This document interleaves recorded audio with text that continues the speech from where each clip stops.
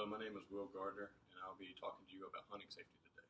Have you ever known anyone, like a friend or a family, to ever get in a hunting accident? There are many types that happen throughout the year, and some of them are falling out of a tree stand, accidental gunfire, gun malfunctions, and these happen all the time throughout the year. But the main one I want to talk to you today is about a father and a daughter who were hunting in a wooded area with a group of friends, dog driving. They were misidentified as a deer and were shot because the other person that was shooting did not know what they were exactly shooting at. And accidents like this happen all the time, and we need to do our best to prevent them. So the importance of hunting safety is to prevent the accidents like the one I just talked about. Everyone also needs to enjoy the hunt. Knowing that everyone's being safe will keep everybody in the back of their mind not worrying about what other people are doing, so they'll be able to enjoy the hunt more. It's also a good idea to practice these safety tips and being safe while hunting around young children so they develop the knowledge they need to just grow into it and not even have to think about being safe when they hunt. And you also want to come back to your family after you get done hunting. Last thing you want to do is go off hunting and an accident happens and you can't come back to your family. So the next point is safe hunting. SCDNR, which is South Carolina Department of Natural Resources, has on their website things about safe hunting, especially child safe, which is how to keep your weapons and firearms safe and within your home with locks and safes and everything to prevent them from accidentally grabbing it and the gun going off and hurting them. Another thing they do is talk about how to transport your weapons from and to hunting so that while you're transporting them, nothing happens. It's a safe way to prevent any kind of accidents happening along the way. They also have an acronym called SAFE, which stands for Secure Firearms, Awareness, Focus on Responsibilities, and Educate Yourself and Others, which is a very well thought out acronym for people to learn and use. Next thing I want to talk to you is a hunting safety guide. You always want to keep your weapon unloaded while you're transporting from your house to where you're going to hunt, and when you're walking from where you park your car to a stand or a spot out in the field or even like a duck blind.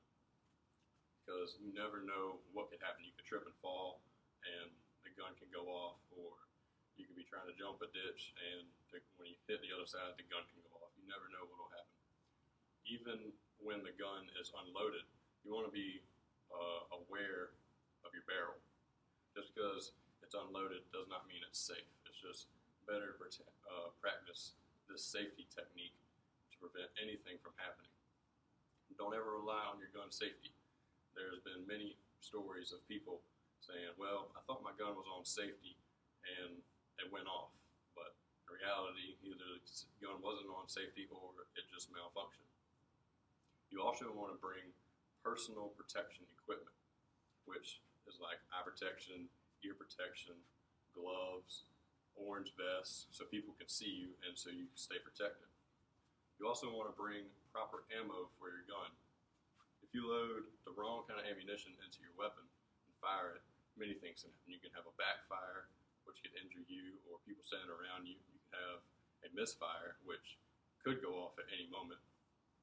And you don't want anything like that to happen, or when the shot or bullet goes out the other end of the barrel, it can explode the end of the barrel and hurt people around you. You also do not want to be under the influence. It is a big no-no for people to drink or smoke or anything that can inebriate themselves from being weary of their surroundings and other people. You also want to be aware of what's beyond what you're shooting and around what you're shooting.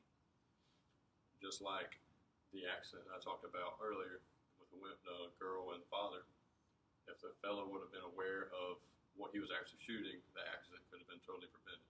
You also, if you're hunting, want to know if there's houses or people on the other side of the woods or roads on the other side of the woods. You don't want to shoot anything that bullet can travel farther than what you're shooting at and injure somebody. Also, never carry your gun up a stand loaded or at all. You want to have like a rope or a basket or something to where you can tie it to the gun and then climb up the stand and pull the gun up to you so you would prevent ever falling off your shoulder or you falling with the gun and it can possibly going off. You also want to watch your step while you're walking to wherever you're going. You don't want to trip, fall, or like you're wading through the water and you accidentally fall into a trailer rut or a ditch. You want to be weary of that kind of stuff. Also, dress appropriately. It can get, in places like where we live in South Carolina, it can get really cold one day, and it can get really hot the next. You don't want to be dressed for the cold and it's 70 degrees and you're burning and sweating and everything else, but you also don't want to dress lightly and freeze. You also want to bring a GPS, just in case you get lost and you can find your way back out, or a compass, something more reliable so you don't have to worry about batteries dying. You also want to bring a flashlight so you can navigate and find stuff more easily in the dark. First aid kit just in case some accidents happen. Another big thing is you want to inform someone of where you go. That way if an accident does happen or they don't hear from you in a while, they're not questioning like, hey, what happened? I don't know where you went. You can know where you went, call somebody, or you can go check on them.